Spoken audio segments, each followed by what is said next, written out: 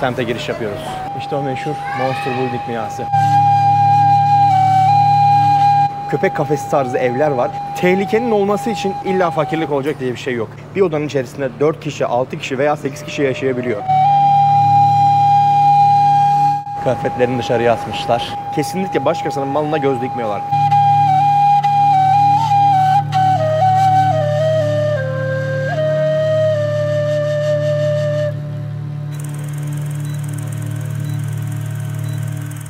Efendim herkese selamlar. Hong Kong'un başkenti Hong Kong'tan. Bugün evlerinize Monster Building'den misafir oluyorum. Burası aslında dünyaca ünlü bir yer. Terminator 4 filminden sonra da bayağı bir ünlendi. Şöyle düşünelim. Bir yapıt var, site var ve bu sitenin içerisinde 10.000 kişi yaşıyor. Bu yaşayan 10.000 kişinin tamamı ise düşük gelir grupta insanlar. Bugün sizlerle bu bölgede biraz keşif yapacağız. Monster Building nedir? İnsanlar ne kadar kazanıyor? Onları inceleyeceğiz. Videoya geçelim. Videoya geçmeden önce de bu kardeşiniz için yorum yapıp beğenip paylaşırsanız çok sevinirim. Çünkü ne kadar çok yorum beğeni gelirse o kadar çok motive olup o kadar çok şey üretiriz. Hayat Yollara prodüksiyon farkıyla bir yeni bölüm daha başlıyor. İyi seyirler.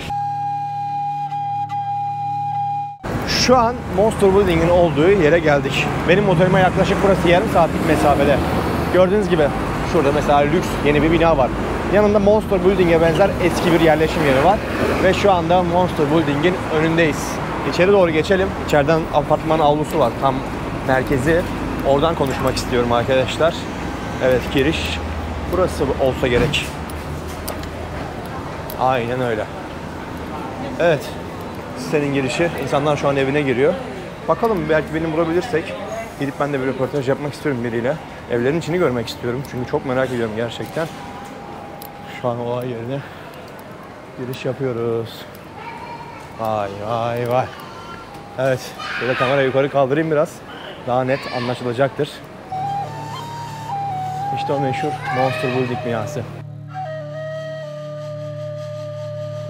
Şimdi buranın tarihinden biraz bahsedecek olursak, şöyle arkamızda da alalım Monster Building'i. 1960'lı yılların başında yapılıyor. Yaklaşık 10.000 kişiye ev sahipliği yapıyor bu site. Şu gördüğünüz küçücük bir, yani küçük de demeyelim çok fazla da, bu gördüğünüz apartmanlar 10.000 kişi yaşıyor ya. Böyle bir şey olabilir mi? Bu evlerin hepsi böyle küçücük. Görsellerde gördüğünüz üzere. Bazı evlerin içerisi böyle hostel gibi düşünün. Köpek kafesi tarzı evler var. Bir odanın içerisinde 4 kişi, 6 kişi veya 8 kişi yaşayabiliyor. Bu evlerin, daha doğrusu o kafeslerin aylık kirası 200 dolar, 300 dolar ve bazen 500 dolara kadar çıkabiliyormuş. Tamamen evin kalitesine bağlı. Tabi burada gelip hemen istediğinizde bu kafeslerde yaşayamıyorsunuz. Adınızı yazdırıyorsunuz. En az 2 yıl, 3 yıl, belki 5 yıl bile bekleyebiliyorsunuz. Gördüğünüz gibi şu an bulunduğumuz alanda binlerce insan nefes alıyor.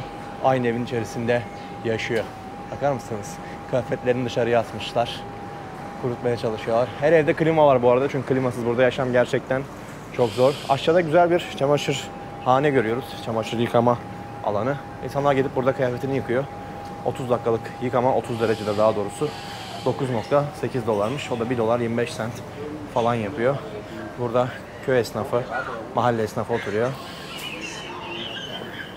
Böyle ilginç bir yer. Apartmanın her yerden böyle giriş çıkışı var. Her binanın ayrı ayrı. Yaklaşık 8-10 tane kapı var. Kartlarla giriliyor içeriye bu arada. Kartsız giriş yapamıyorsunuz.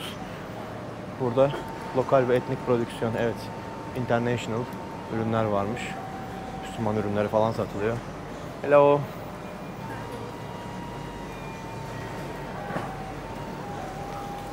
Pas vermiyorlar esnaflar.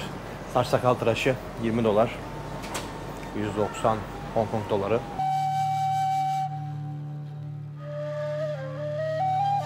Normalde böyle yerlerde tehlikeli biliriz. Tehlikeli olur ama gördüğünüz gibi hiçbir tehlike yok. Gayet güvenli bir şekilde çekim yapıyoruz, anlatıyoruz. Kimse gelip karışmıyor. Çünkü neden? Tehlikenin olması için illa fakirlik olacak diye bir şey yok. Belki bu evde oturanlar zor geçiniyorlar, dar geçimli insanlar ama kesinlikle başkasının malına göz dikmiyorlar.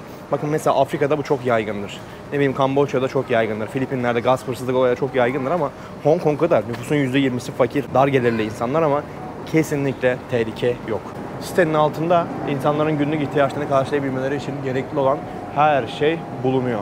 Bakkalın, marketi, berberi, kuru temizlemecisi, kozmetikçisi. Evet, dayım ters ters bakıyor bize. Şurada mesela sitenin yine bir kapısı var. Asansörler yine kartla çalışıyor. Kartsız giremiyorsunuz. Yani bu siteye bile düşünün güvenlik var. Asansörle giriyorsunuz. Hello. Röportaj yapmak istedim de az önce birkaç kişiye kayıt dışındayken sordum. Pek oralı olmadılar. Şimdi karşısında bir bina daha var. Orayı da göstereceğim size. Yine Monster Building'e benzer bir yapı. Cadde bu şekilde. Yan yana hem ultra lüks binalar, iş merkezleri var. Mesela burada China City Bank'ın binası, genel müdürlüğü, aynı zamanda ofisler var. Yan taraf yine Monster Building benzeri dar gelirli insanların yaşadığı bir site. Şuradan köprüden karşıya geçelim ya da şuradan yürüyerek geçelim. Bir o taraflara bakalım arkadaşlar.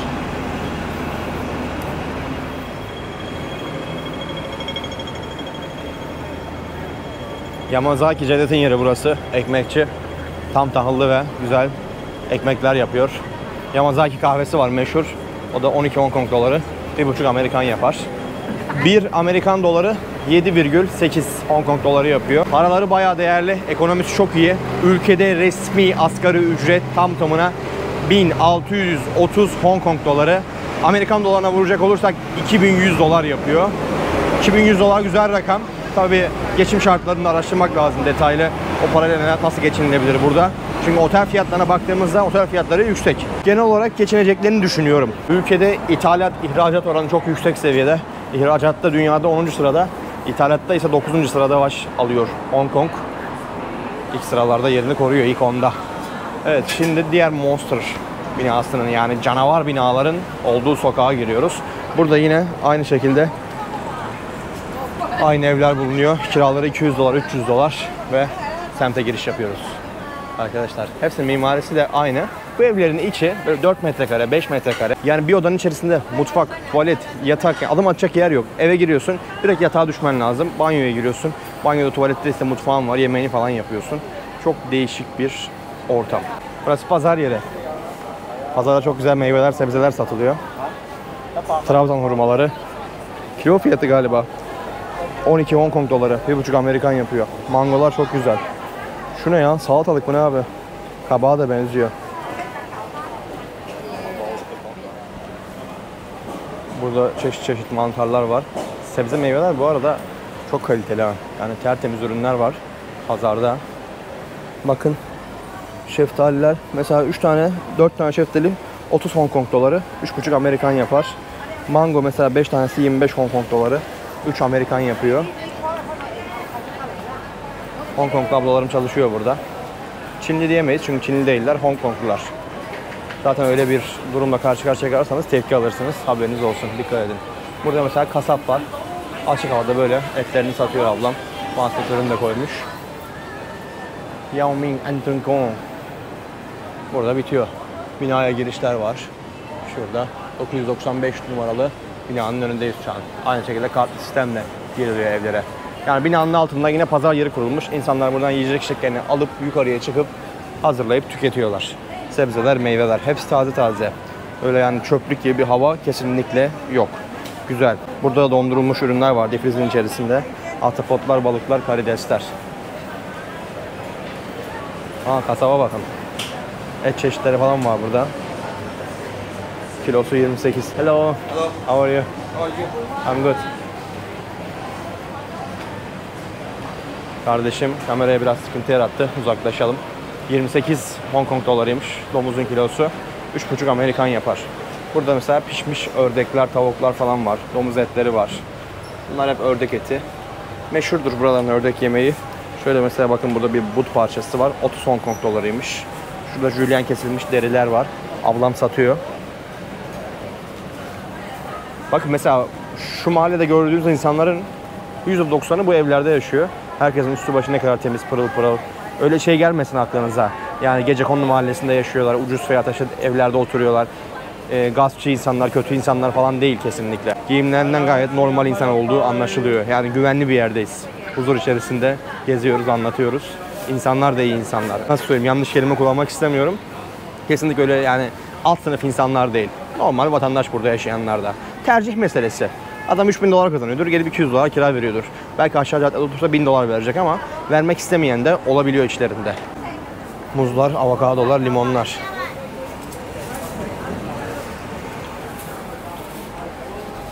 Evet, burası da bu şekilde arkadaşlar. Şimdi ana caddeye doğru ilerleyelim. Caddede ne varmış bir onları görelim. Burada yine eski monster binalar var. Canavar binalar. Her yerde böyle aktar ve baharatçılar var. Aynı zamanda küçük küçük pastaneler bulunuyor. Bunlar da meşhur yöresel Çin tatlıları ve Hong Kong tatlıları. Pastalara bakın. Şunlar Çin pastaları. Klasik cheesecake gibi. Bunlar yaş pasta. 10 dolar fiyatı. Krem şanti kek, üzerine meyve koyuyorlar. Öyle çok fazla çeşit yok. Of, keskin bir baharat kokusu geldi. Burnuma var ya, karabiber gibi. Hapşuracağım şu an. Supermarket.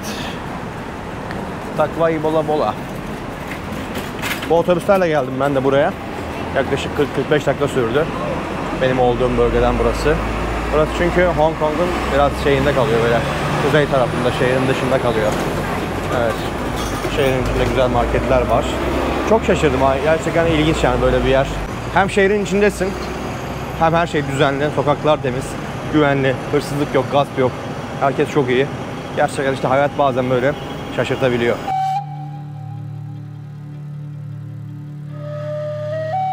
Ya her yerde böyle ördekçiler var. Dikkatimi çeken şey, bunu nasıl hale getiriyorlar, nasıl pişiriyorlar? Yağdan pişiriyorlar. Baksanıza, buradan jöle gibi bir şey yapıyor. Yağda kızartıyorlar galiba. Şu haşlama belli. Tavuk kanatları var mesela, bakın burada. Yani bu pişerken de hiç çekmemiş böyle. Yavru ördekler var. 55 Hong Kong dolarıymış tanesi bunun da. Vay be. Interesting.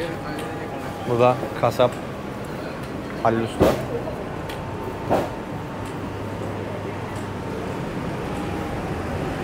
Import çerezler falan var. Bunlar hep Amerika'dan falan geliyor. Birçoğu yurt dışından geliyor. Mesela bunlar Vietnam'mış. Dün Arap ürünleri görmüştüm. Türk ürünleri görmüştüm.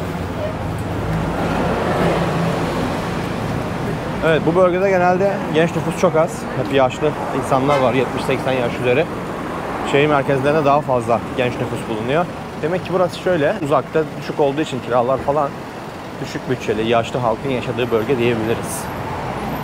Genç popülasyon daha güzel yerlerde yaşıyor. Şu da tramvay. Böyle 2 katlı, yine bazı yerlere giden güzel, tatlı bir şey. Bakar mısınız? Ne kadar güzel değil mi? Dayıcığım, var mı müsaade, geçelim mi karşıya? Geçtik ama hakkını helal et. Fini Street'miş burası. Bayağı da bir durağa gidiyor.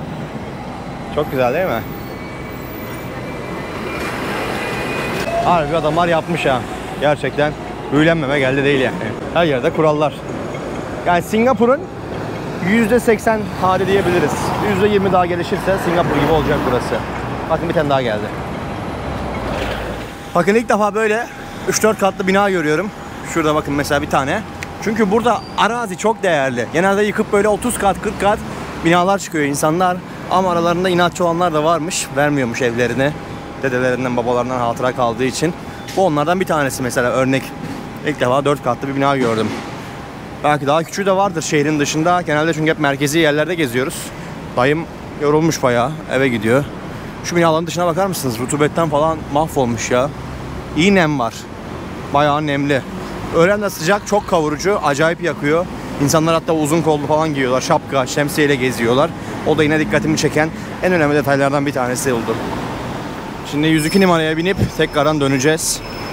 102 için nerede beklemek gerekiyor? Bakın yerlerde böyle otobüslerin sıra numarası var. 102 burası abi. Biz burada bekleyeceğiz. Kurallara uyalım lütfen. 77 geldi şimdi. 102'de 5-6 dakika içerisinde gelir. Kredi kartı geçiyor bu arada. Otobüslerin içerisi çok lüks ve klimalı. Sevdim. Kredi kartı ödeme yapabiliyorsunuz ve aynı zamanda İstanbul Kart gibi kartları da var. Ben onları almadım. Kredi kartıyla ödüyorum sürekli. Her bindiğim yerden ve her indiğim yer arasında farklı paralar ödüyorum. Çünkü her durakta tarifeyi değiştiriyorlar. Gittiğiniz durak kadar para alıyorlar burada arkadaşlar. Güzel bir sistem, onu da beğendim yani. Gittiğin yer kadar ödüyorsun, son durak kadar ödemiyorsun. Ya bizim şey gibi düşünün işte, Marmaray'da da var ya İstanbul'da, aynısı. Ha, bizim otobüs geliyor abi, 102 numara. Evet, bizim bas burada. Hemen binelim abi. Bak mesela 12 dolar. Thank you. Evet, üst kata çıkalım. Otura otura gidelim. 12 Hong Kong doları, o da 1,5 Amerikan yapıyor.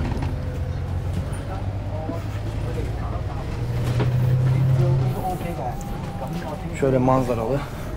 Evet, ikinci sıraya oturduk.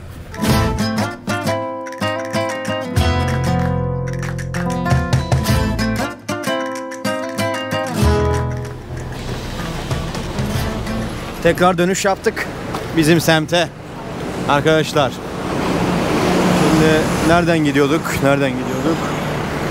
C1. Şuradan gidiyoruz yanlış hatırlamıyorsam. Evet. Şehirde en çok sevdiğim olaylardan bir tanesi de her yere böyle üst geçit yapmışlar.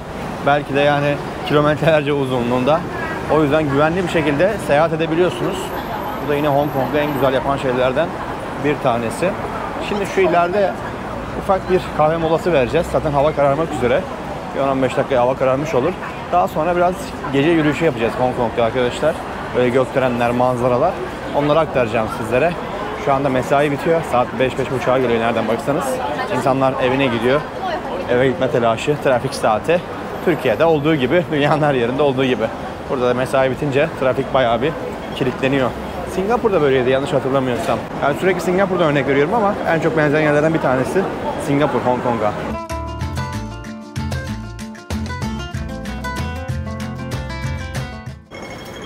Gece olunca demiş Cengiz Baba.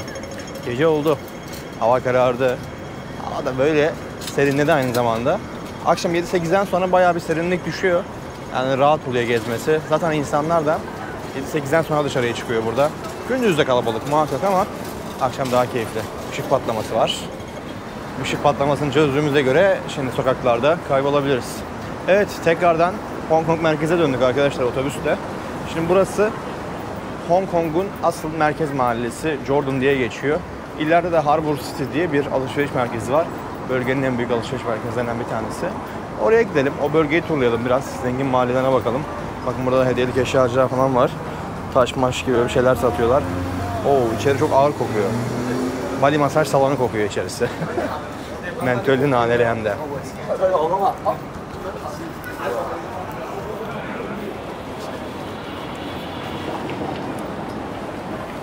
Şurası neymiş? Handmade pasta. Makarnacı. Burada gezerken sokaklarda kafanız hep yukarıda olması lazım. Neden derseniz restoranların çünkü hep büyük bir çoğunluğu böyle ikinci, üçüncü katlarda. Ve çok güzel yerler de varmış. Ben de listeme aldım. Güzel bir Çin, Hong Kong sokak lezzetleri turu da yapacağız bir bölümde. Teker teker deneyeceğiz bu arkadaşların yemeklerini. Yemek demişken geldik yine bu lokantanın önüne.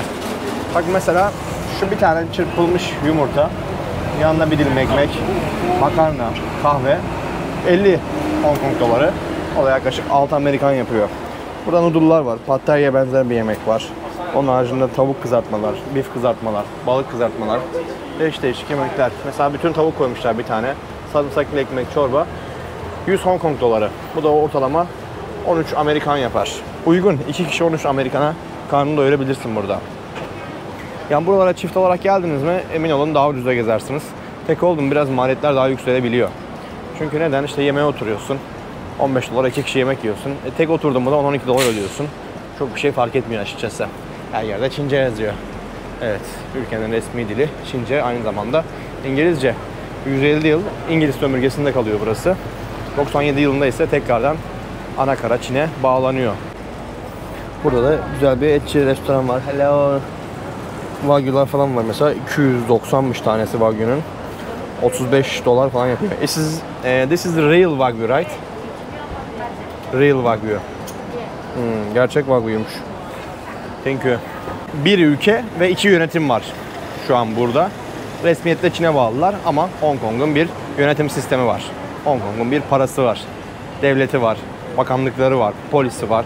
Yani bir ülke olmak için gereken her şey var aslında. Bir önceki videoda söylemiştim. Şimdi yine söylemeden geçemeyeceğim. Asya kıtasında şimdiye kadar gördüğüm en güzel kadınlar Hong Kong'da. Ciltlerine çünkü çok iyi bakıyorlar. Sürekli böyle her yerde kozmetik ürünleri satan mağazalar falan var. Cilt bakımları, işte kremler, maskeler çok fazla kullanıyorlar. O yüzden ciltleri çok pürüzsüz ve bembeyaz. Baby face diyebiliriz açıkçası. Harbour'a doğru yaklaşıyoruz. Yolda inmek yasak. Kurallar var burada. Kurallara uyun lütfen. Bakın kızlara mesela. Ay parçası gibi hepsi ya maşallah.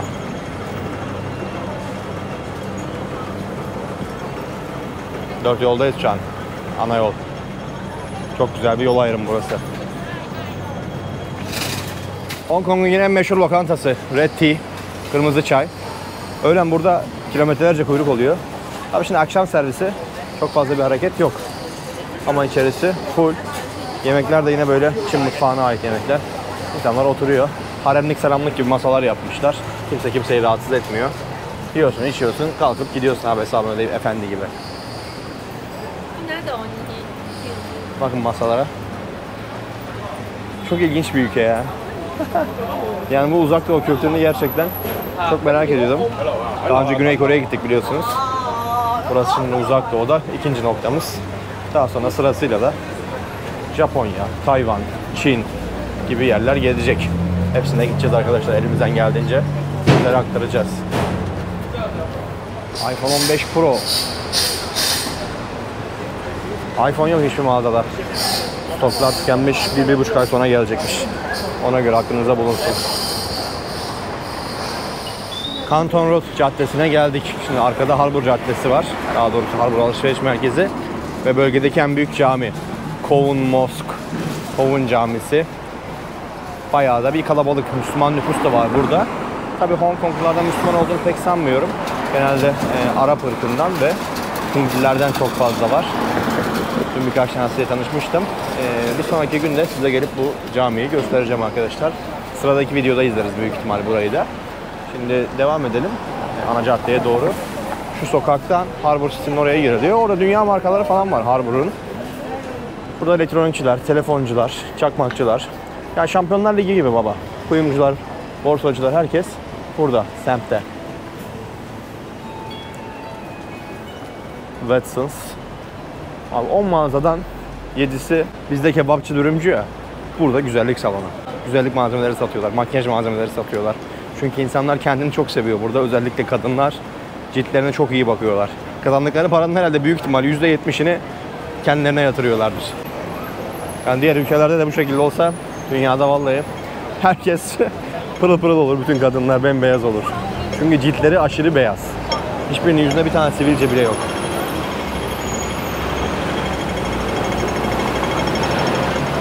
Burası böyle bana aynı şeyi anımsattı. Los Angeles, Beverly Hills, Hollywood tarafı. Oğuzhan kardeşime de selam olsun buradan. Los Angeles'taki Oğuzhan, Miami'deki değil. Miami'dekilere selam olsun. İnşallah pek yakında tekrardan Amerika topraklarına geleceğiz.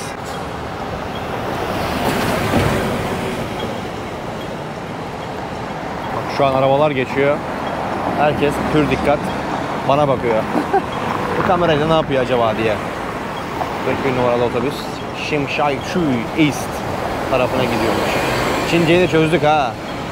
Çince burada hiç öğrenmenize gerek yok. Herkes İngilizce bildiği için rahatlıkla gezebilirsiniz. Normalde biliyorsunuz ben gittiğim her ülkede 3-5 kelime o ülkenin cümlelerini falan ezberlerim ama burada açıkçası gerek duymadım herkes İngilizce bildiği için. Abi geçebilir miyiz? Yandı mı yeşilimiz? Evet, yeşil yandı. Şimdi gönül rahatlığıyla geçebiliriz. Şu karşıda gördüğümüz caddede işte Harbor City'ye çıkıyor. Oraya gireceğiz ve Apple Store'un dev bir mağazası var. Canton Road Caddesi diye geçiyor. Şurada metro istasyonu. Toplu ulaşım çok yaygın ülkede. Yani metro, metrobüs, tramvay gibi araçları kullanarak otobüste ülkenin %99'unu gönül rahatlığıyla gezebilirsiniz. Hanımefendi de burada balon veriyor gelen müşterilere. Masaj kültürü. Her yerde masaj salonları var. 20 dolar, 25 dolar. Masajın 1 saati ortalama. 20 dolardan aşağı görmedim açıkçası. Ve bir tane de Afganların ve Pakilerin olduğu bir mahalle var. Onu bir önceki videoda göstermiştik. Ama orada detaylı bölüm yapacağım. Çünkü çok güzel mutfaklar ve restoranlar var. Onu da bir sonraki seride izleyeceğiz arkadaşlar. Evet, devam ediyoruz sokaklarda gezmeye. Ve güzel bir Tesla bizi karşılıyor Hong Kong sokaklarında. Çok lüks arabalar var. Elektrikli araba çok kullanılıyor. Taksileri görüyorsunuz. Eski Japon filmlerinden fırlamış gibi, Çin filmlerinden. Ya ülkedeki tek eski araç grubu demek ki taksiler. O da nostalji olduğu için bozmak istemiyorlar sanırsam. Ülkenin çünkü bir sembolü bence. Çok da güzel yakışmış. 7-Eleven'lar her yerde. Burada 1 dolar, 2 dolara karnını doyurabilirsin. Küçük bir sandviç sallayarak veya bir dürüm yiyerek.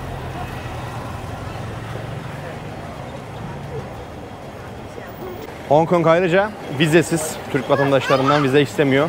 30 gün vizesiz bir şekilde buraya seyahat edebilirsiniz. Girişte hiçbir şey sormadılar. Dönüş bileti, otel rezervasyonu, 0 soru. Pasaportu koydum. Adam welcome bile demedi. Direkt ülkeye aldı beni.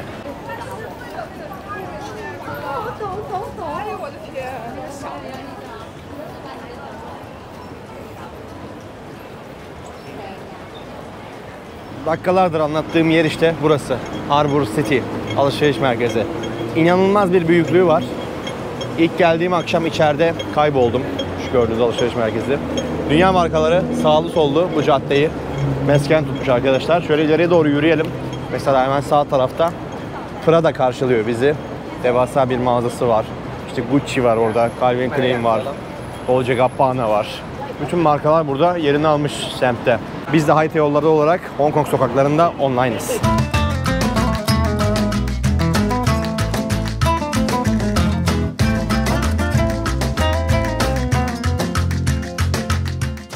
Long Chip.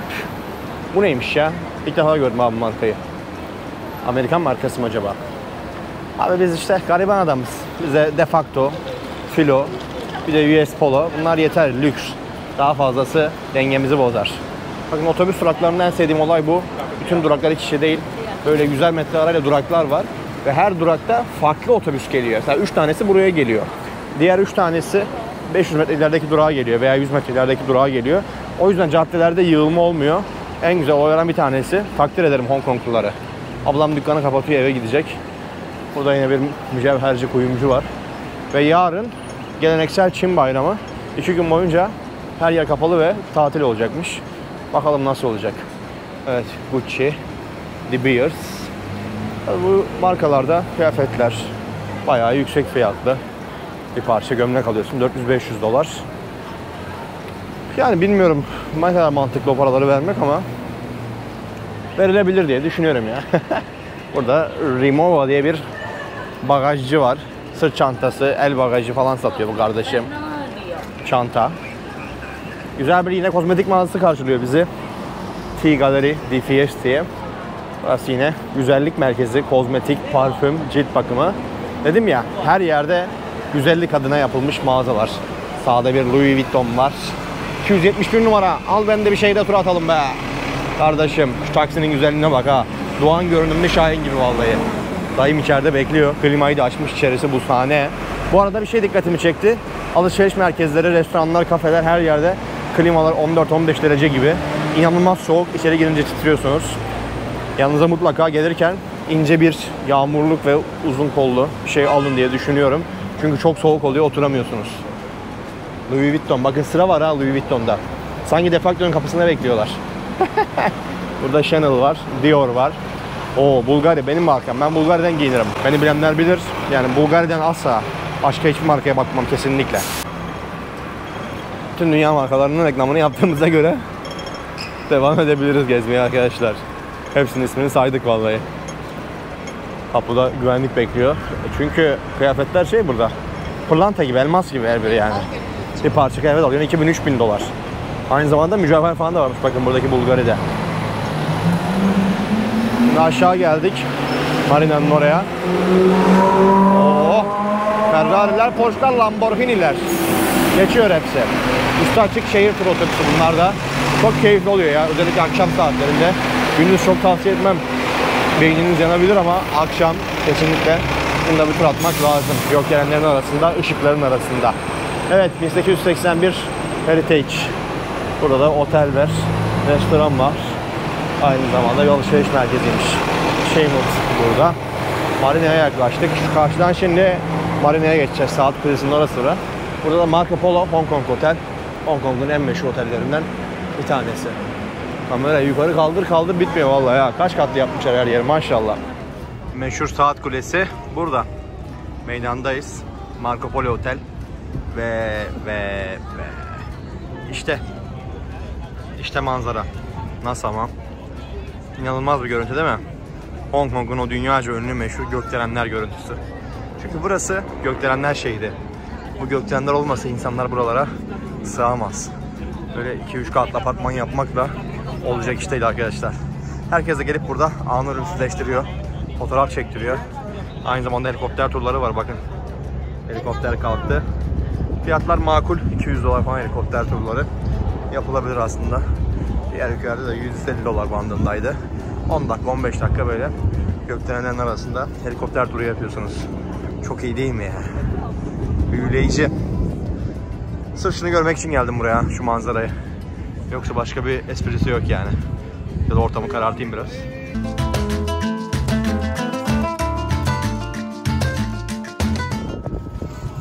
Ve beklenen ışık gösterisi başladı. Her akşam saat 8'de yapıyorlarmış bu gösteriyi.